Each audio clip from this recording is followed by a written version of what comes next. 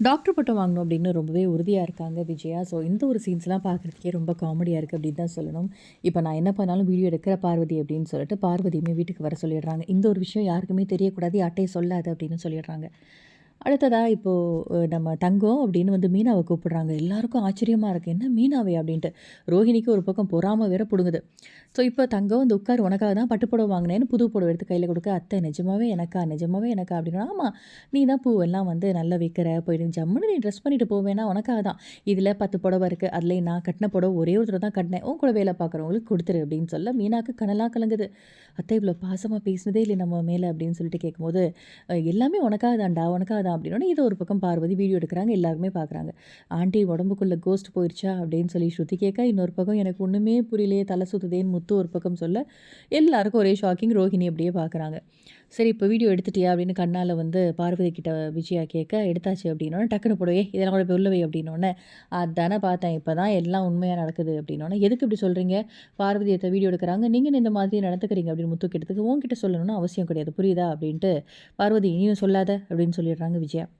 So அடுத்ததா வந்து சரி அடுத்த வீடியோ எடுக்கலாமான்ட்டு கிருஷி கிட்ட போறாங்க. போனோனே, "நீ தான்டா என் பேரே மாதிரி. பாட்டிக்கிட்ட எதுவா இருந்தாலும் கேளு நீ. என்ன பாட்டின்னு கூப்பிடு" அப்படின்னு சொல்லும்போது கிருஷிக்கு ஆச்சரியமா இருக்கு.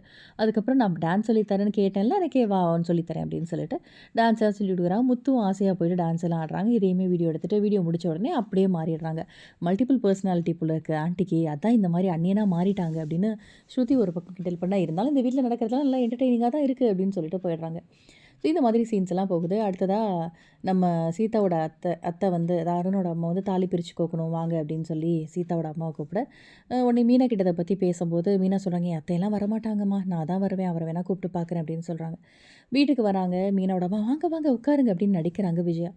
ஸோ இந்த மாதிரி தாலி பிரிச்சு கோக்கணும் அப்படின்ன உடனே, "நீ போயிட்டு வா முத்து, மீனா நீ போயிட்டு வா" அப்படின்னு அண்ணாமலை சொல்லி, "ஏன் நான் வரக்கூடாதா? நான் வந்து நம்ம வீட்டு பொண்ணுக்கு நான் தானே செய்யணுங்கும்போது" எல்லாருக்கும் திரும்ப ஆச்சரியம். ஸோ அப்கமிங்கில வந்து இந்த மாதிரி மீனோட வீட்டுக்கு போவாங்க. நம்ம விஜயா போயிட்டு அங்க பூவெல்லாம் போட்டு சீதாக்கு தாலி பிரிக்கிறதுக்கு என்னலாம் பண்ணணுமோ எல்லாம் பண்ணிட்டு, அவ்ளோ பாசமா கொஞ்சுறாங்க. இதெல்லாம் ஒரு பக்கம் பார்வதி வீடியோ எடுக்குறாங்க. ஸோ இந்த ஒரு வீடியோலாம் வச்சு டாக்டர் பட்டம் வாங்கணும் அப்டின்னா எல்லாருமே இப்டி எடுத்துடலாம். பட் எந்த மாதிரி அடுத்தடுத்த சீன்ஸ் கொண்டு போறது அப்டின்னு தெரியாம வேற பக்கம் கொண்டு போயிட்டுருக்காரு இந்த சீரியல் டைரக்டர். அடுத்ததா நம்ம எப்படா ரோஹிணி மாட்டுவாங்க அப்டின்னு சொல்லி பார்த்தா, விஜயா பக்கம் திருப்பியிருக்காங்க. என்ன நடக்க போகுது அப்டிங்கிறத பார்க்கலாம். இந்த வீடியோ பிடிச்சிருந்தா லைக் பண்ணுங்க. இந்த மாதிரி அப்டேட்க்கு நம்ம சேனல சப்ஸ்கிரைப் பண்ணுங்க. Thank you.